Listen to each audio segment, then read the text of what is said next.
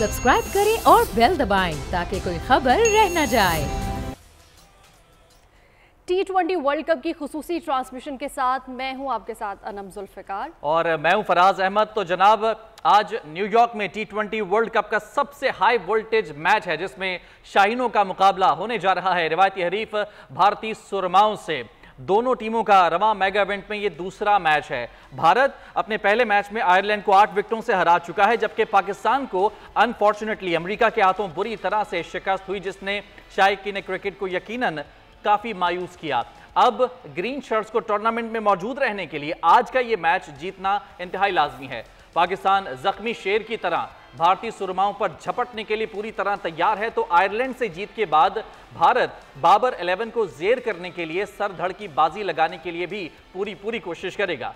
अच्छा, मैच में हस्बे रिवायत कौमी टीम का इन्हिसार है अपनी बॉलिंग पर, तो भारत जबरदस्त बैटिंग के साथ चौकों छक्कों की बारिश करने के लिए तैयार है। लेकिन अगर शाहीनों ने दमदार बॉलिंग की और आगाज में ही विकेटें उड़ा दी, अच्छी विकेटें ले ली, तो ब्लू शर्ट्स चैंपियंस ट्रॉफी 2017 के फाइनल और 2021 का जो T20 वर्ल्ड कप था उसकी तरह दबाव में आ जाएंगे। इस तरह कौमी टीम की जीत की राहें हमवार हो सकती हैं, इसलिए मायूसी बिल्कुल नहीं होनी चाहिए। इसीलिए मोहम्मद आमिर के साथ शाहीन शाह का स्पेल इंतहाई इंपॉर्टेंट कहा जा रहा है। बिल्कुल फराज, जहां पर मैं एक बात का इजाफा कर दूं कि आज के मैच की खास बात जो है वो न्यूयॉर्क की पिच है, जिसने इस सांप शिकन टाकरे की गैर यकीनी मजीद बढ़ा दी है। न्यूयॉर्क स्टेडियम की जिस पिच पर यह मैच खेला जाने वाला है वो ड्रॉप इन पिच है, जहां अच्छे बल्लेबाज भी बाउंसर्स के सामने लड़खड़ा जाते हैं और इसी वजह से ख्याल किया जा रहा है कि पाकिस्तानी जो फास्ट बॉलर्स हैं उनके आगे इंडियन टॉप ऑर्डर जो है वो रेत की दीवार साबित होगा। अब देखते हैं कि क्या होता है। इस मैच का गैर मुस्तकिल बाउंस भारत को खास तौर पर खटक रहा है। यहाँ पर कुछ गेंदें लेंथ से ही ज़्यादा बाउंस कर जाती हैं, जबकि कुछ गेंदें घुटनों तक रहकर विकेट कीपर तक पहुँच जाती हैं। T20 का ये खासा रहा है कि इसमें शायकीन बल्लेबाजों को चौके छक्के मारते देखना चाहते हैं और पाक भारत टाकरे में तो पाकिस्तानी शायकीन क्रिकेट की शदीद ख्वाहिश होती है कि हमारे शाहीन चुन कर भारतीय सुरमाओं का शिकार करें। अब देखना यह है कि अमेरिका से शिकस्त खुर्दा शाहीन इस इंतहाई अहम मुकाबले में कितना प्रेशर बर्दाश्त कर पाते हैं। ग्रीन शर्ट्स ईद देश में मनाती है या फिर प्रदेश में, ये आज वाज़ेह हो जाएगा। अनम, अभी टाइम बाकी है, लेकिन जो मैच है उसमें सिर्फ 3 घंटे बाकी हैं, तो इस पर बात कर लेते हैं। क्रिकेट एक्सपर्ट हमारे साथ मौजूद होंगे। डॉक्टर काशिफ यूएसए से हमें ज्वाइन कर चुके हैं इस वक्त। बहुत शुक्रिया डॉक्टर काशिफ वक्त देने के लिए। सर, आपने आज मैच के लिए जाना है न्यूयॉर्क, थोड़ा सा कम वक्त है आपके पास, लेकिन हम चाहेंगे कि शॉर्ट टाइम के अंदर ज़्यादा से ज़्यादा अपना जो तज्जिया है वो हमारे साथ शेयर करें। कैसा देख रहे हैं? पिच बहुत ज़्यादा क्रिटिसाइज की जा रही है आज के मैच के अंदर।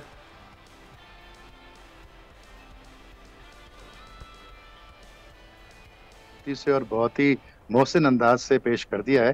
पाकिस्तानी बॉलरों का मुकाबला हिंदुस्तान के बैट्समैन से है और पहला गेम हारने के बाद पाकिस्तान पे बेपनाह प्रेशर है, क्योंकि खुदा न खास्ता अगर आज की गेम में कोई गड़बड़ होती है तो पाकिस्तान के वर्ल्ड कप में चांसेस मजीद मादूम हो जाएंगे।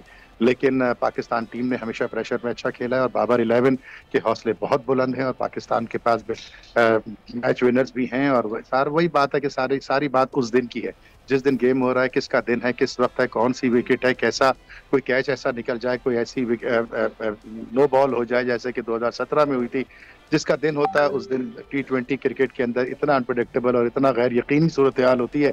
लेकिन इसके बावजूद पाकिस्तान का पल्ला हमेशा से हिंदुस्तान के ऊपर साइकोलॉजिकली भारी रहा है और आज मजीद भारी होगा, इस वजह से कि पिछला गेम भी हम 2021 में जैसे आपने फरमाया वो हम जीत चुके हैं और पाकिस्तान की जो बैटिंग है उसको भी हरगिज राइट ऑफ ना किया जाए। रिजवान, बाबर, फखर मैच विनर्स हैं और इंशाल्लाह ताला पाकिस्तान का परचम जो है वो बुलंद करके ही वो न्यूयॉर्क के स्टेडियम से बाहर आएंगे। ठीक। अच्छा डॉक्टर साहब, ये बड़ा इंपॉर्टेंट है इस वक्त, क्योंकि कहा जा रहा है जी कि अमेरिका से हारने के बाद अब पाकिस्तान का मोराल बड़ा डाउन है। लेकिन अगर हम रेशो की बात करें, जो प्रेडिक्शंस की जा रही हैं पाकिस्तान इंडिया के लिए, आज शायद 30% पाकिस्तान और 70% इंडिया कहा जा रहा है, लेकिन वो 70% का फिर प्रेशर भी 70% उधर भी ज़्यादा है। ऐसा नहीं है कि भारत ये सोचकर मैदान में आएगा कि पाकिस्तान चूँकि अमेरिका से हार चुका है लिहाजा अब तो हम जाएंगे और जीत के आ जाएंगे। इंडिया अच्छी तरह से जानता है कि पाकिस्तान अच्छे से अच्छे हालात में बहुत बुरी शिकस्त खा चुका है, तो बुरे से बुरे हालात में बहुत अच्छा फाइट करके मैच जीत भी चुका है। आपने बिल्कुल जामे अंदाज में पूरी सिचुएशन को पेश कर दिया और इस वक्त बहुत सारा दबाव और बहुत सारा साइकोलॉजिकल नफसियाती प्रेशर जो हिंदुस्तान की टीम के ऊपर मौजूद है, क्योंकि जितनी ज्यादा क्रिकेट की जो है वो बात पाकिस्तान में की जाती है उससे 10 गुना ज्यादा हिंदुस्तान में की जाती है। और पाकिस्तान से हमेशा वो खौफजदा रहे हैं, हमेशा परेशान रहे हैं, क्योंकि मोहम्मद आमिर की गेंद जो कि राइट हैंडर को पढ़ के बाहर ऑफ स्टंप के और अंदर आती है, मिडिल स्टंप और लेग स्टंप उड़ा देती है। यही कुछ शाहीन शाह अफरीदी का जो है वो सिलसिला है। उसके बाद जो पेस है हारिस रऊफ का, फिर शादाब खान की गुगलीज, हर तरह से हिंदुस्तान के ऊपर जहनी प्रेशर जरूर है। लेकिन ये बात भी माननी पड़ेगी कि हिंदुस्तान की टीम को हरगिज हल्का ना लिया जाए। हिंदुस्तान की टीम ने मुश्किल से मुश्किल हालात में बेहतरीन स्कोर किए हैं, बेहतरीन परफॉर्मेंस दी है, और उनके पास भी मैच विनर्स की एक लामहदूद तादाद है। नंबर 8 नंबर 9 तक उनके पास मौजूद है। अगर बुमराह की बात की जाए तो वो शुरू के 4-6 ओवर के अंदर आपके किसी भी दुनिया के किसी भी बैटिंग लाइनअप को बर्बाद करने के लिए बिल्कुल मशहूर हैं। लेकिन हमारे पास भी शाहीन शाह अफरीदी और मोहम्मद आमिर मौजूद हैं। आपने बिल्कुल सही फरमाया कि प्रेशर अमेरिका से हारने के बाद पाकिस्तान पर काफी है, लेकिन इसके बावजूद मुझे यकीन है इंशाल्लाह अल्लाह की ज़ात से और पाकिस्तान की टीम से कि आज का दिन पाकिस्तान का दिन है। और न्यूयॉर्क में जिस तरह से जौक पर जौक पाकिस्तानी पूरी दुनिया से जमा हो रहे हैं, खासतौर पर नॉर्थ अमेरिका से, कनाडा से, बरतानिया से, वो यकीनन पाकिस्तान टीम के हौसले बुलंद करेगा। और मैं भी चंद मिनटों के अंदर जहाज में बैठ के इंशाल्लाह न्यूयॉर्क पहुंच जाऊंगा। और मुझे अल्लाह से पूरी उम्मीद है कि आज पाकिस्तान का परचम अमेरिका में भी बहुत ऊंचा सर बुलंद होगा इंशाल्लाह। क्रिकेट एक्सपर्ट डॉक्टर काशिफ हमारे साथ मौजूद हैं और अभी हमें ज्वाइन किया है क्रिकेट एक्सपर्ट नसीम राजपूत ने। नसीम राजपूत साहब, बहुत शुक्रिया। किस तरह से देख रहे हैं आज के अहम मुकाबले को, किसका पलड़ा भारी नजर आ रहा है आपको? देखिए, सबसे पहले तो इंतहाई काबिल एहतराम मेरे बड़े भाई काशिफ अंसारी भाई, आप तमाम लोग, आपके तमाम व्यूअर्स को अस्सलाम वालेकुम। आज का मुकाबला अगर आप देख रही हैं तो हम तो खौफ में हैं। अगर सच्चाई से देखा जाए, जिस अंदाज से हम अमेरिका से हार के आ रहे हैं, तो हमारे अंदर तो एक अनजाना सा खौफ पाया जाता है कि, और जब इंडिया से मैच हमारा आमतौर पे हो रहा होता है तो एक अनजाना सा खौफ हमारे साथ होता है, क्योंकि रिसेंट पास में इंडिया हमें बहुत हराता रहा है। लेकिन मुझे ये ऐसा लगता है कि अमेरिका से जो पाकिस्तान हारा है, उस हार का एक अनजाना सा खौफ भारत पर भी होगा। इस वजह से होगा क्योंकि पाकिस्तान के पास अब हारने को कुछ बचा नहीं है। पाकिस्तान के पास यही मैच है, डू एंड डाई मैच है। पाकिस्तान अगर यहाँ सरवाइव करता है तो पाकिस्तान का सर्वाइवल इस वर्ल्ड T20 में होता है, वरना शायद चांसेस बिल्कुल ही खत्म हो जाएंगे। ये एक अनजाना खौफ भारत पर भी होगा कि पाकिस्तान क्रिकेट टीम, देखिए हमारी क्रिकेट टीम का एक मसला रहा है, हमारा एक कल्चर रहा है, बहुत पुराना कल्चर है। जिस दिन हम एक यूनिटी के साथ एक टीम बनकर खेलते हैं, उस दिन हम ऑस्ट्रेलिया को भी गर्दन से पकड़ लेते हैं। जिस दिन हम एक टीम बनकर खेलें और हमारा सबका मोटिव एक हो कि आज हमने जीत के जाना है।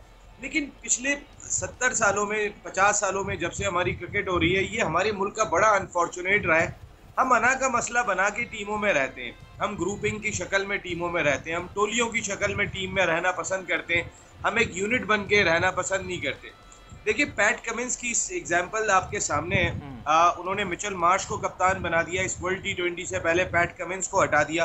पैट कमिंस की जो परफॉर्मेंस 100% एज ए कैप्टन की, 101% उनकी एज ए प्लेयर दिखाई दे रही है। ऐसा लगा कि उनके ऊपर से कप्तानी का इजाफी प्रेशर हटा और वो ज़्यादा जान मार रहे हैं। हमारा अगर कप्तान हट जाता है तो उसके बाद कप्तान ये सोचता है कि अब मैं तो मेरी जगह तो है ही वैसे भी फॉर ग्रांटेड, बहुत सारे हमारे प्लेयर हैं, उनकी जगह तो पक्की है, उनको कौन हटा सकता है। लेकिन वो ज़माना चला गया जब रिसेंट पास्ट में आपके यहाँ पे चला करते थे कि जी सोचना भी मना है, सोशल मीडिया पे ट्रेंड चलते थे। आज हर आदमी हर बात सोच रहा है। बाबर अलहदा सोच रहा है, रिजवान अलहदा सोच रहा है, शाहीन अलहदा सोच रहा है। ये वो तीन थे जो फैसला किया करते थे कि क्या होना है क्या नहीं होना। और अब ये बात तो आपके हेड कोच गैरी क्रिस्टन भी कहते हुए दिखाई दे रहे हैं। तो मैं सिर्फ इतनी सी बात कह रहा हूँ कि पाकिस्तान को आज तमाम चीज़ों को भुलाकर, तमाम चीज़ें साइड में रख कर इस कौम का सोचना चाहिए। देखिए, हमारे मुल्क में जो है वो लोगों के पास खाने को नहीं है, लोगों के पास जितने मसाइल हैं पानी बिजली के, हमारे पास एक एंटरटेनमेंट रह जाती है। हमारे पास तो एंटरटेनमेंट भी ऐसी नहीं है जैसी अमेरिका में कि जी आप चले गए तो क्या घूमने की फन लैंड जगह है। यहाँ तो वो भी नहीं है। यहाँ हर आदमी अफोर्ड भी नहीं कर सकता। इतना हमारा मुल्क खूबसूरत है तो जाके आज़ाद चला जाए, ज़रा अपना नारायण कागान और घूम के आ जाए, ये भी अफोर्ड नहीं कर सकते। इनके पास एक एंटरटेनमेंट है और वो है क्रिकेट। हमारे खिलाड़ी, आप यकीन करें कि हमारे खिलाड़ी जो है वो बैठे बैठे सवाब कमा सकते हैं। इतने लोग इनके लिए दुआ कर रहे होते हैं। इनको छोटी सी खुशियां देके इनके दिल से निकलने वाली दुआएं हमारे खिलाड़ियों की तकदीर बदल देगी। लेकिन हमारी बदकिस्मती है कि जो हाल हमारी कौम का दिखाई दे रहा है, जो हम जिस तरीके से इस वक्त हो चुका है वही हमारी टीम का भी दिखाई दे रहा है। कॉन्फिडेंस की कमी वहाँ भी दिखाई दे रही है, कॉन्फिडेंस की कमी यहाँ भी दिखाई दे रही है। और मेरा ख्याल है पाकिस्तानी क्रिकेटर्स को इससे हटके सोचना चाहिए। अगर इस कौम के पास खाने को नहीं है तो भाई आपके पास तो इतना है कि आप बांट सकते हैं लोगों को, तो आप तो कम से कम इस कौम का ख्याल कर लें, थोड़ा सा ख्याल कर लें। नसीम भाई ये बताइएगा, ओवरऑल अमूमन हमने देखा कि जब भी पाकिस्तान इंडिया का मैच होता है तो एक बड़ा ज़बरदस्त किस्म का जज्बा लोगों के अंदर देखा जा रहा होता है, बड़ी एक उम्मीद होती है। लेकिन आज ये फैक्ट है, इसको हम इस चीज़ को हम रद्द नहीं कर सकते, ख़ास तौर पर अमेरिका के बाद और इससे पहले के जो सीरीज़ है उसमें जो परफॉर्मेंसेज है उसके बाद बहुत ज़्यादा शायद एक्सपेक्टेशन पाकिस्तानी रख के नहीं बैठे हैं। लेकिन ऐसे में अगर when we have nothing to lose, ऐसे में कोई आउटस्टैंडिंग किस्म की परफॉर्मेंस हो जाती है और इंडिया को पाकिस्तान हरा देता है, जैसा कि कहा जाता है कि 2 वर्ल्ड कप खेले जा रहे होते हैं, एक पूरा ओवरऑल वर्ल्ड कप और एक पाकिस्तान और इंडिया का, अगर इंडिया से भी जीत जाते हैं तो भाई वर्ल्ड कप हमारे लिए तो आप जीत गए आज ही, इस तरह वाली पोजीशन हो जाती है। ऐसे में क्या लगता है कि क्या क्या ऐसे एलिमेंट्स हैं जो कि स्टार्टिंग के अंदर अगर हम देख पाएंगे तो एक उम्मीद पैदा हो जाएगी। फर्स्ट अगर पाकिस्तान पहले बैटिंग ले लेता है तो पाकिस्तान किस तरह से परफॉर्म कर पाएगा, क्या क्या चीज़ें देखनी होंगी, और ख़ास तौर पर पिच के बारे में, ड्रॉप इन पिच है, बड़ा मुश्किल हो जाता है बैटर्स के लिए। फिर ख़ास तौर पर अगर देखा जाए अनइवन किस्म की पिच है, कोई बड़ा बाउंस आ रहा है, कोई घुटनों के पास से बॉल निकल जाती है, इस तरह की पोजीशन है पिच के ऊपर। देखिए, न्यूयॉर्क की पिच बहुत ज़्यादा डिस्कस होती रही है। हमने डैलास की पिच भी देखी थी। डैलास की पिच थोड़ी सी मुख्तलिफ थी, वो कहीं ना कुछ बैटर्स के लिए फिर भी मौजूद था। यहाँ तो हमने देखा कि 70 पे श्रीलंका आउट हो जाती है तो 70 रन बनाते बनाते जो है वो 17 ओवर खेल जाती है साउथ अफ्रीका की टीम। कल भी जो मैच खेला गया था बांग्लादेश और श्रीलंका का, वो भी लो स्कोरिंग मैच था, 125 कुछ इतने रन बने। तो इसका मकसद है कि इस पिच के ऊपर गो के आईसीसी बहुत कह रहा है कि हम अब इस पिच की कंडीशन को बहुत चेंज कर देंगे, बहुत बदल देंगे, ये बहुत ही आपको डिफरेंट पिच दिखाई देगी। लेकिन मेरे अपनी जाती राय में ये पिच बहुत ज़्यादा नहीं बदल सकती है। तो जो मॉडर्न डे T20 क्रिकेट होती है, यहाँ पे वो क्रिकेट नहीं होगी। हम यहाँ पे लैग कर रहे हैं, और लैग क्या चीज़ कर रहे हैं, वो टेक्निकली साउंड बैट्समैन कर रहे हैं। हमारे पास टेक्निकली साउंड बैट्समैनों की कमी है। बाबर आजम हमारा बहुत टेक्निकली साउंड बैट्समैन है, लेकिन रिजवान टेक्निकली साउंड बैट्समैन नहीं है। रिजवान रन्स करने वाला बल्लेबाज है, उसको रन्स करना आते हैं कि कैसे रन्स करने, लेकिन इस पिच पे रन्स नहीं है। यहाँ टेक्निक काउंट कर रही है कि हमने डेविड मिलर को देखा, वो बहुत तेज खेलते लेकिन वो भी स्लो खेल रहे थे और अपनी टीम को गाइड करके गए स्लो खेलकर। तो यहाँ पे हम जो विकेट पे कयाम करेगा, जिस टीम के बैटर्स कयाम करेंगे, उस टीम के जीतने के चांसेस ज्यादा होंगे। आप जितनी विकेटें बचा के लेकर चलेंगे उतना फायदा होगा। आपने देखा होगा अफगानिस्तान की टीम ने न्यूजीलैंड से मैच खेला, उनका कोई आउट नहीं हुआ था, लेकिन उन्होंने सेंचुरी 15वें ओवर में जाके बनाई थी। ओपनर्स ने सेंचुरी 15वें ओवर में बनाई थी, वरना अगर ओपनर खेल रहे हो तो आपको 10 ओवर में 9 ओवर में बना लेना चाहिए। लेकिन कंडीशन ऐसी नहीं थी, तो कंडीशन को अंडरस्टैंड करना चाहिए। जाके ऐसे बल्ला नहीं चला सकते आप, सेंसेबल अप्रोच के साथ बैटिंग करना पड़ेगी। मैंने कहा ना कि मैं उम्मीद कर रहा था कि शायद साइम अयूब हमारा दूसरा टेक्निकली साउंड बैट्समैन है कि जिसकी टेक्निक ने हम पूरी कौम को डरा के रखा हुआ है। फिलहाल तो वो खेल के ही नहीं दे रहा, लेकिन टेक्निकली साउंड बैट्समैन है। आपका टेक्निकली साउंड बैट्समैन शायद फ़खर इतना नहीं है, फ़खर की ड्राइवें वगैरह ज़रा थोड़ी सी कम है। टेक्निकली साउंड फिर भी फ़खर को हम कह सकते हैं, उस्मान नहीं है, आपका इफ्तिखार नहीं है, रिजवान नहीं है।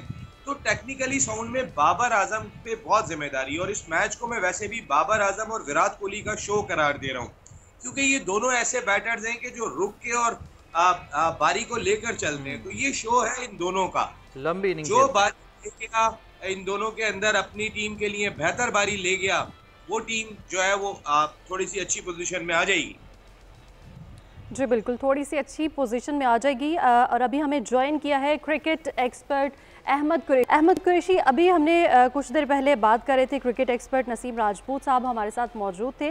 उनका कहना था कि हम डरे हुए हैं आज, कुछ कहना पॉसिबल नहीं है, जबकि जो पाकिस्तानी क्रिकेट टीम के हेड कोच है, हम ही नहीं वो भी डरे हुए हैं। उनका कहना है कि अभी मैं कुछ नहीं कह सकता कि क्या होने वाला है। उम्मीद है कि पाकिस्तान जो टीम है वो कमबैक करेगी। तो आपका क्या लगता है आपको? देखें, जो नसीम भाई ने बात की है बिल्कुल ठीक बात की है, और इसमें मैं थोड़ा सा और ऐड कर दूं कि सिर्फ पाकिस्तान टीम या हेड कोच नहीं, पूरा पाकिस्तान ही डरा हुआ है कि पाकिस्तान की टीम आज मैच में क्या करेगी। लेकिन मेरे ख्याल में जो अपसेट हुआ है यूएसए के अगेंस्ट हमें, उसके बाद मैं ये एक्सपेक्ट कर रहा हूँ कि पाकिस्तान की टीम एक अच्छा और तगड़ा कमबैक करेगी इंडिया के अगेंस्ट। इंडिया की अगर हम देखें तो वो कहीं ना कहीं उनका मीडिया को देख ले या उनकी टीम को भी देख ले, कहीं ना कहीं उनको थोड़ा सा वो इजी इस वक्त ले रहे होंगे पाकिस्तान क्रिकेट टीम को यूएसए वाले मैच के अपसेट के बाद। और आई थिंक पाकिस्तान के लिए डू एंड डाई सिचुएशन है, और हमने देखा है कि पाकिस्तान क्रिकेट टीम ने जब भी एक्स्ट्रा ऑर्डिनरी परफॉर्म किया है वो इसी तरह की सिचुएशंस में किया है, जब डू एंड डाई सिचुएशन होती है या Pakistan cricket team under pressure होती है। ठीक। अच्छा, पहले तो मैं ये बता दूं कि डॉक्टर काशिफ अभी हमारे साथ मौजूद नहीं है क्योंकि उन्होंने आज मैच देखने के लिए न्यूयॉर्क जाना है, उनकी फ़्लाइट थी तो वो फ्लाई कर चुके हैं। आई होप कि जैसे ही वो वहाँ पर पहुँचेंगे उसके बाद अगर पॉसिबल हो पाए तो हमें ज्वाइन करेंगे। अच्छा अहमद, आज के मैच के हवाले से वही बात अमेरिका की हम बात मुसलसल यही कर रहे हैं कि अमेरिका की शिकस्त के बाद, अमेरिका से शिकस्त के बाद पाकिस्तान की पोजीशन, लेकिन हमें ये भी याद रखना चाहिए कि इससे पहले हमने ये भी देखा है कि जिम्बाब्वे से हारा पाकिस्तान, उसके बाद पिछले वर्ल्ड कप में, फिर उसके बाद फाइनल में भी पहुंचा, बड़ी अच्छी परफॉर्मेंसेस रही। इसके अलावा बहुत सारे ऐसे हमारे पास एग्जाम्पल्स मौजूद हैं कि इब्तिदा में पाकिस्तान की बहुत बुरी परफॉर्मेंस और उसके बाद गिरते संभलते किसी तरीके से फाइनल पहुंचा, कई बार फाइनल हारा भी, जीता भी है पाकिस्तान। तो हमें मायूस तो कम से कम नहीं होना चाहिए, लेकिन वो जो एक अगर मगर की पोजीशन है वो तो अब पैदा हो चुकी है कि अगर पाकिस्तान अब इंडिया से, कनाडा से, आयरलैंड से जीतेगा तो ही कंटिन्यू रह पाएगा, या फिर अमेरिका अगर आयरलैंड और इंडिया से हार जाता है फिर पाकिस्तान के चांसेस हैं। ये जो फॉर्मूला है ये थोड़ा सा अगर आप हमारे नाजरीन के लिए डिफाइन कर सकें। देखिए जी कि पाकिस्तान क्रिकेट टीम की अगर मगर की सिचुएशन कोई नहीं है, अब जब से हम सब ने होश संभाला होगा, बिल्कुल ऐसा ही हम सब इसी तरह ही पाकिस्तान क्रिकेट टीम की अनप्रेडिक्टेबिलिटी देखते आ रहे हैं।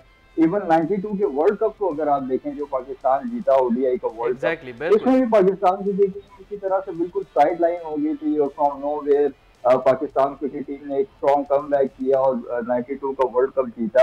तो आई थिंक ये तो हमेशा से पाकिस्तान क्रिकेट टीम के साथ रहा है, लेकिन मॉडर्न क्रिकेट में क्रिकेट इतनी ज्यादा बदल गई है अब आप बहुत ज्यादा अनप्रेडिक्टेबल। अच्छा अहमद, आपकी आवाज़ ठीक से हम तक नहीं आ पा रही है, हम गुजारिश करेंगे पैनल से कि दोबारा आपसे कांटेक्ट किया जाए ताकि आपकी आवाज़ ठीक से मौसूल हो सके। अच्छा नसीम साहब, बाबर की कप्तानी के हवाले से क्या समझते हैं? बाबर की कप्तानी के 4 साल, क्या लगता है कि जो ग्राफ है कप्तानी का और परफॉर्मेंस का, दोनों को अलग अलग अगर हम आवाज़ करें तो ये ऊपर जाता हुआ दिखाई दे रहा है, नीचे जाता हुआ दिखाई दे रहा है, या फिर स्ट्रेट दिखाई दे रहा है?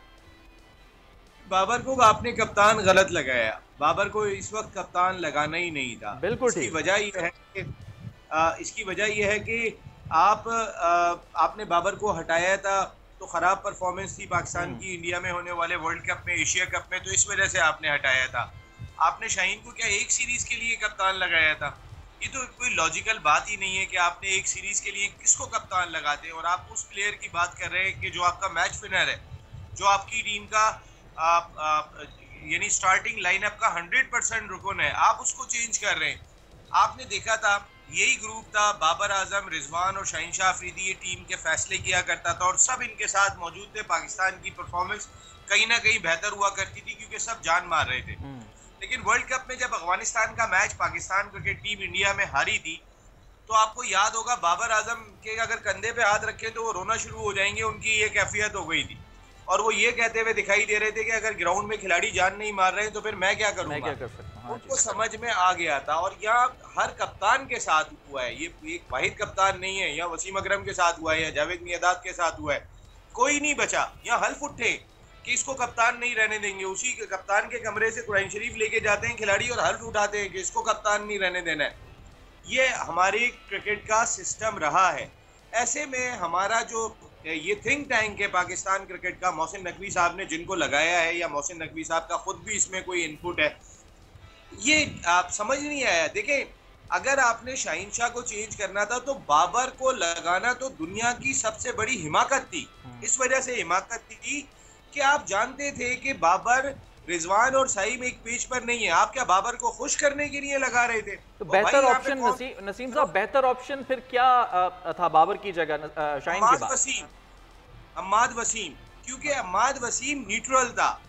अम्माद वसीम किसी भी ग्रुप का हिस्सा नहीं था। अम्माद वसीम रिसेंट पास में पाकिस्तान क्रिकेट का हिस्सा नहीं था। आप एटलीस्ट इस वर्ल्ड T20 तक तो अम्माद को देते, ताकि आपके ड्रेसिंग रूम का माहौल जो रोज आप खबर सुन रहे हैं टीम में, इसी को थोड़ा सा पीछे लेकर जाएंगे नसीम भाई। 4 साल पहले जब सरफराज की परफॉर्मेंस डाउन होती है, उसको साइड लाइन करना है, उसको हटाना है कप्तानी से। कप्तानी के लिए अमाद और बाबर ये 2 ऑप्शन उस वक्त मौजूद थे, जो कि बड़ा अच्छा परफॉर्म भी कर रहे थे। बाबर को चुना गया, उस वक्त भी अमाद पीछे रहे। फिर अब जब शाहीन को कप्तान बनाया गया, फिर कप्तानी से 2 महीने के बाद हटा दिया गया, फिर अमाद का ऑप्शन मौजूद था, दोबारा से बाबर को चुना गया। वजह क्या है इसके पीछे? अमाद को क्यों पीछे रखा जा रहा है? क्योंकि परफॉर्मर भी अच्छे हैं, ओवरऑल अगर परफॉर्मेंसेज उनकी देखी जाए अच्छी है। फिर वही आपने बात की कि किसी पॉलिटिक्स का हिस्सा नहीं है। देखिए, पाकिस्तान क्रिकेट के में बहुत सारे ब्लंडर्स हुए, लेकिन उनमें अगर कोई बहुत बड़ा ब्लंडर था वो सरफराज को कप्तानी से हटाना था। ठीक, आपकी जितने प्लेयर्स हैं ना, बाबर आजम, शाहीन शाह अफरीदी, फखर जमान, हसन अली, शादाब, आप नाम लें, जिसका भी नाम लेंगे, वो इसी दौर में ग्रुप हुए थे सरफराज के। और ये उससे पहले तो बिल्कुल यंग खिलाड़ी आए थे। सरफराज जिस वक्त हटाए गए थे, पाकिस्तान T20 क्रिकेट की 22 रेटिंग पॉइंट से नंबर 1 टीम थी, यानी कि पाकिस्तान और जो दूसरे नंबर पे टीम थी, जिस दिन सरफराज हटाए उस दिन हम 22 रेटिंग पॉइंट से ऊपर थे। देखिए, कप्तानी इज अ आर्ट, और कप्तान वो ऐसा था कि उसकी अपनी पर्सनल गोल दिखाई नहीं देते थे। वो खुद खेलने नहीं जा रहा था, दूसरों को भिजवा रहा था, टीम जीत रही थी। बाबर आजम के लिए अपने पर्सनल गोल ज्यादा दिखाई देते हैं। बाबर आजम ने अभी 3 दिन पहले फिर रिकॉर्ड तोड़ दिया जनाबे अली विराट कोहली का। अबे भाई, तुम्हारे रिकॉर्ड का क्या मैं अचार डालूंगा? मैं बहुत खुश होता तुम्हारे रिकॉर्ड। टीम को क्या फायदा हो रहा है उससे? यस, मेरी टीम जीत रही होती और मेरा हीरो बाबर आजम रिकॉर्ड बनाता, मैं डबल सेलिब्रेट करता। लेकिन मेरी टीम की ऐसी तैसी हो रही है और मेरा कप्तान जो है वो अपने रिकॉर्ड बनाए चले जा रहे हैं। भाई, मैं क्या करूंगा इसका? आप बताएं तो सही ना कि इसका फिर हमारे पास क्या जवाब है? मेरा कप्तान तो 4000 रन भी तेज कर रहा है, 3000 रन भी तेज कर रहा है, 2000 रन भी तेज कर रहा है। टीम अमेरिका से हार जाती है, आयरलैंड से हार जाती है, जिम्बाब्वे से हार जाती है। मैं क्या करूं भाई? तो नसीम साहब, आप क्या समझते हैं कि ये कैप्टनसी चेंज होने की वजह से भी जो टीम में इस तरह से परफॉर्मेंस अच्छी नहीं आ रही, पिछले जो हम उनके मैचेस देखे, उनकी परफॉर्मेंस देखे, तो ये क्या वाकई ही ये चीज़ कैप्टनसी चेंज होने से भी, या टीम में कुछ इख्तलाफात हैं या कुछ ऐसी चीज़ें हैं जिसकी वजह से इनकी परफॉर्मेंस अच्छी नहीं आ रही है? देखिए, मेरी बिल्कुल है, आपने खुद देखा होगा। आप सिर्फ इससे अंदाज़ा करें, अमेरिका के खिलाफ जो मैच हमने खेला था, उस मैच में हम आखिरी ओवर था कि जिसमें लग रहा था कि जीत जाएंगे, 15 रन है अब इस ओवर के अंदर। वरना तो पूरा मैच आप उठा के देखें, पहली गेंद से पाकिस्तान बैकफुट पे रहा है अमेरिका के खिलाफ। उस जगह पर भी अगर आप देखें, जो आखिरी गेंद के, चले शाहीन से कैच भी छूट गया, छक्का भी लग गया उस ओवर में, लेकिन जो आखिरी बॉल था हारिस रऊफ का, जो खास बॉल है वो होता है, वो लेंथ पे गेंद करते हैं ऑफ स्टंप के बाहर, और वो बड़ा अनप्लेएबल होता है। उस वही फील्ड बाबर ने ली थी, की डिस्कशन हुई थी, जो मैं आपको बात कह रहा हूँ, आने वाले वक्त में यही बात होगी, आप मेरी नोट कीजिएगा। और उसने आके यॉर्कर कर दी। यॉर्कर क्यों की थी? वो हीरो बनने के शौक। हमारे ये खिलाड़ी सोशल मीडिया के खिलाड़ी बन गए। प्रोमो में आऊंगा, इस डिस्कशन को यहीं से कंटिन्यू करेंगे और अमेरिका का जो मैच है उसमें फिर हम जरा सुपर ओवर को भी इसमें लाजमी तौर पर डिस्कस करेंगे। एक छोटा सा ब्रेक लेंगे, जिसके बाद वापस आएंगे। Stay with us. Welcome back. और यहाँ पर एक मैसेज आपको देंगे। दुबई में बहुत ज़्यादा भारतीय हैं। टीम पाकिस्तान अच्छा खेलना और जीतना, भारतीयों के सामने हमारा सर फ़ख्र से बुलंद करना। दुबई से खान साहब ने कौमी टीम से हर सूरत में फतह की अपील कर दी है। बोल न्यूज़ के पैगाम में क्या कहा है, आइए आपको सुनाते हैं। दुबई में हूँ और दुबई से मैंने आज ऑफिस से ख़ास तौर पर छुट्टी ली है पाकिस्तान इंडिया का मैच देखने के लिए, जो हमेशा से बहुत एक्साइटेड होता है। इंशाल्लाह देखें, आज पाकिस्तानी टीम ज़रूर जीतेगी और अपनी भरपूर परफॉर्मेंस देगी। आप लोगों से हम बहरहाल जो कुछ भी है, आप तुम जीतो या हारो, हमें तुमसे प्यार है। और यहाँ जैसा मालूम है कि यहाँ दुबई में इंडियंस बहुत ज़्यादा होते हैं, तो उनके सामने हमें शर्मिंदा मत करना और आज भरपूर परफॉर्मेंस देख के just come back to the tournament. जनाब, पूरी दुनिया में जहाँ जहाँ पाकिस्तानी और इंडियन बसते हैं, आज सारे कामों को छोड़ छाड़ के मैच देखने के लिए बैठेंगे शाम को, तो उम्मीद करते हैं कि पाकिस्तान अच्छा परफॉर्म करेगा। हमारे पैनलिस्ट हमारे साथ मौजूद हैं, नसीम राजपूत साहब हमारे साथ मौजूद हैं, और अभी ब्रेक के बाद साबिक क्रिकेटर जनाब अब्दुल रऊफ साहब हमें ज्वाइन कर चुके हैं, और एक्स चेयरमैन पीसीबी जनाब खालिद महमूद साहब हमें ज्वाइन कर चुके हैं। बहुत शुक्रिया सर आप दोनों का वक्त देने के लिए। खालिद महमूद साहब, आपसे एक दफ़ा फिर हम गुफ्तगू का आगाज़ जो है आपकी तरफ आते हैं। सर, आज के मैच में क्या इंपॉर्टेंट चीज़ें हैं, ऐसे एलिमेंट्स हैं, ऐसे पॉइंट्स हैं जो कि आप हमारे नाजरीन को बताना चाहेंगे, क्योंकि यकीनन पाकिस्तान के लिए ये मैच बड़ा इंपॉर्टेंट है। ओवरऑल अगर शायकीन क्रिकेट की बात की जाए तो हमें बहुत ज़्यादा शायद उम्मीदें नहीं है, लेकिन उम्मीद तोड़नी भी नहीं चाहिए पाकिस्तानियों, क्योंकि मैच किसी भी सूरत में देखना एंजॉयबल होना चाहिए मैच। क्या कहना चाहेंगे, कैसा रहेगा मैच आज का? बहुत शुक्रिया। मैं कल वो जो परसों का मैच हुआ है अमेरिका के ख़िलाफ़ जी, उसकी मामलात को सामने रखते हुए 2-3 चीज़ें कहना चाहूँगा। पहली बात तो ये है कि जब पाकिस्तान टीम खेल रही थी तो उनकी बॉडी लैंग्वेज ऐसी नहीं थी कि जिसमें कोई जोश हो, जज्बा हो, कोई बहुत ज़्यादा मैच पे फोकस हो। बिल्कुल जैसे रिलैक्स से और उसमें कुछ कम हिम्मती का शिकार नज़र आते थे। मैं समझता हूँ कि टीम जैसे भी हो, खिलाड़ी जैसे भी हों, अगर उनमें एक जोश और जज्बा हो और उनकी बॉडी लैंग्वेज ऐसी हो जो दूसरे खिलाड़ी, साथी खिलाड़ी देख के समझें कि हाँ जी अगर ये इतनी मेहनत कर रहा है तो मैं भी कोशिश करूँ। सबसे अहम चीज़ ये होनी चाहिए। दूसरी चीज़ ये है जिसका मुझे ज़ाती इल्म तो नहीं है, लेकिन चूँकि मीडिया में बार बार ये कहा जाता है कि जी गिरोहबंदी है, धड़ेबंदी है, और बल्कि इस हद तक भी मैंने चीज़ें पढ़ी हैं कि एक टीम नहीं ये खेल रही है, 3 टीमें खेल रही हैं। एक कहा जाता है बाबर आजम की टीम है, उसके साथ कुछ उसके साथी हैं, फिर दूसरी शाहीन आफरीदी की टीम है जो कि एक सीरीज़ के लिए कप्तान बना और हटा दिया गया। आप जानते हैं कि उसने वाइस कप्तान का ओहदा भी कबूल नहीं किया। फिर अमाद वसीम की तरफ से भी जो उनके मुख्तलिफ आते हैं रिमार्क्स वगैरह, उससे भी कुछ महसूस होता है कि कोई इतने खुश नहीं है, और उनका एक अपना गिरोह है। खुदा न खास्ता अगर ऐसी बात है तो इस पे फ़ौरन इनको काबू पा लेना चाहिए, इनको भूल जाना चाहिए। अपने जो मुख्तलिफ इख्तिलाफ़ात या जो अपना उनका नुक्ता नज़र है इसको भूल जाना चाहिए। सबको एक टीम बन के इकट्ठे होकर खेलना चाहिए, पाकिस्तान की खातिर खेलना चाहिए, अपनी कौम की खातिर खेलना चाहिए, अपने मुल्क की इज़्ज़त की खातिर खेलना चाहिए। ये 2 चीज़ें बहुत अहम हैं। तीसरी चीज़ जो मैं समझता हूँ, चूँकि ये पहली दफ़ा खेल रहे हैं इस न्यूयॉर्क वाले इस शहर में और उस विकेट पे, वो विकेट के बारे में जो अब तक देखने में आया है, इंडिया उससे पहले एक मैच खेल चुका है, जो देखने में आया है कि वो विकेट जो है वो ज़्यादा नहीं बैट्समैनों की मदद कर रही है और वो लो स्कोरिंग मैच हो रहे हैं। ज़ाहिर है वो ड्रॉप इन पिच है, उसमें हो सकता है उसकी तैयारी भी ठीक ना हुई हो।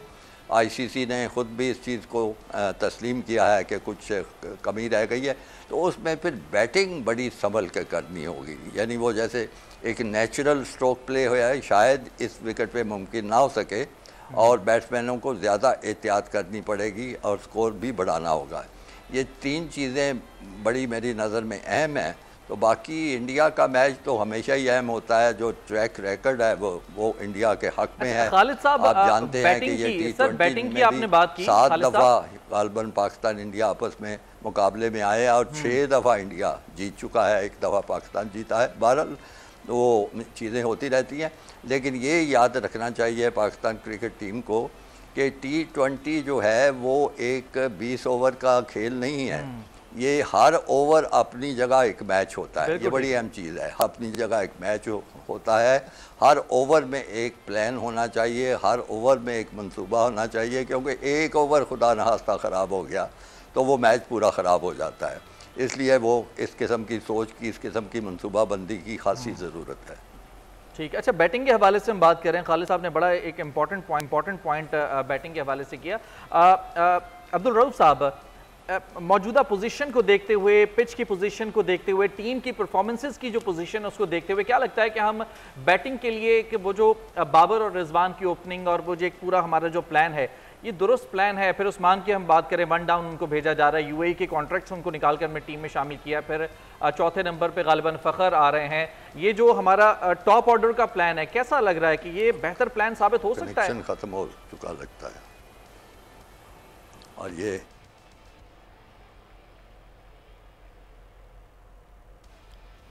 टीम का एक जी रऊफ साहब सुन पा रहे हैं आप?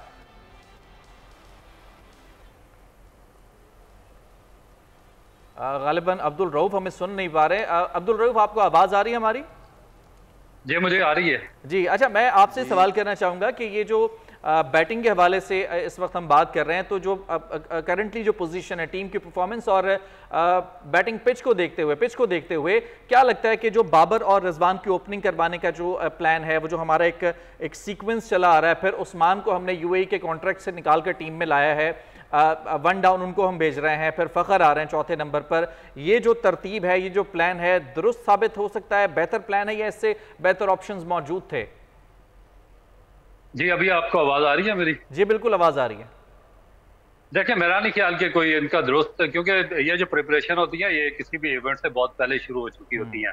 उसमें आपका एक कॉम्बिनेशन बनता है टीम का, फिर आपका विनिंग मोमेंटम बनता है, फिर आपका कोऑर्डिनेशन अच्छा होना चाहिए, फिर जो आपकी मैनेजमेंट है, जो कोचिंग स्टाफ है, कैप्टन है, उनका आपस में एक तालमेल होना चाहिए ताकि जो भी वो प्लान बनाए ड्रेसिंग रूम में वो आपका कैप्टन आगे अच्छे तरीके से एग्जीक्यूट कर सके।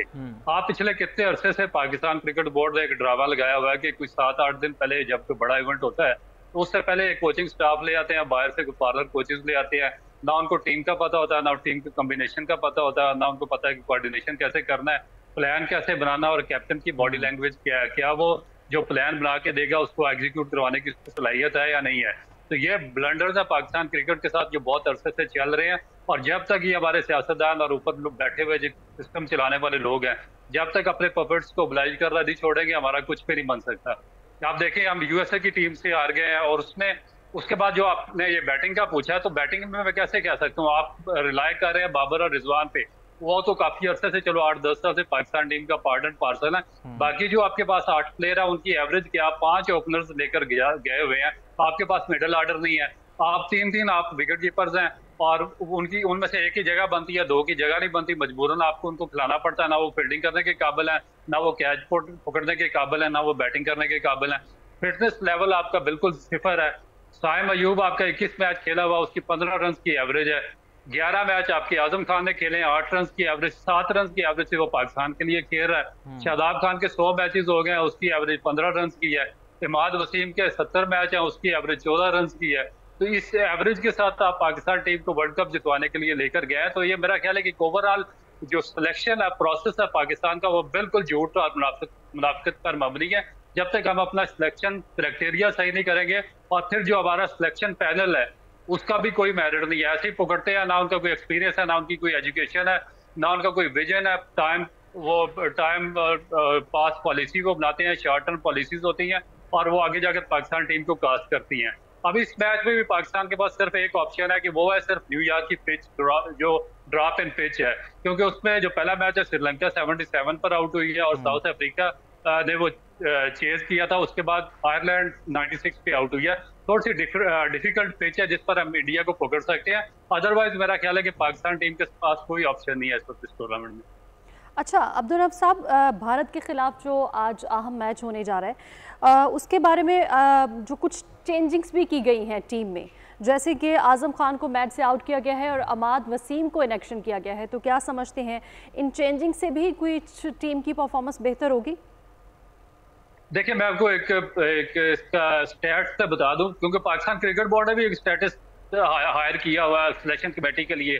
वो मेरा ख्याल है किसी जो आपके मीडिया में किसी का रिश्तेदार है, और उसको उन्होंने पैसे देकर ओब्लाइज किया हुआ, पाकिस्तान की सिलेक्शन कमेटी में लगाया हुआ है। और स्टैट्स ये है कि 8 रन की एवरेज से आजम खान पाकिस्तान टीम में सिलेक्ट हो रहा है। 4 साल की परफॉर्मेंस हसन अली की नहीं, वो वर्ल्ड कप खेलने के लिए साथ चला गया था, और ये बाकी 10-10, 15-15 रन वाले कर रहे हैं, तो इसका कोई फर्क नहीं पड़ेगा। मैं आपको बताऊं कि जो रिप्लेसमेंट प्लान या बेंच कैसे स्ट्रांग होता है, आप इंडिया की टीम देख ले। उन्होंने केएल राहुल को ड्रॉप किया। केएल राहुल की फर्स्ट क्लास क्रिकेट में 60 रन की एवरेज है, टेस्ट मैच में उसकी 50 रन की एवरेज है और T20 में उसकी 40 रन की एवरेज है। वो ड्रॉप हुआ, उसकी जगह पे जायसवाल आया है। जायसवाल की फर्स्ट क्लास क्रिकेट में 75 की एवरेज है, उसकी जो टेस्ट क्रिकेट है उसकी 64 की एवरेज है और जो T20 है 35 की उसकी एवरेज है। हमारे ओपनर देखिए, उनकी 10-10 रन की एवरेज है। आप चाहे एक वो पंजाबी की मिसाल है कि वो खोते नाल खोता उठाया, तो आप ये मिसाल हमारी पाकिस्तान टीम पे सादिक आती है कि आप जिसको मर्जी जिसकी मर्जी एवरेज के साथ करा लें।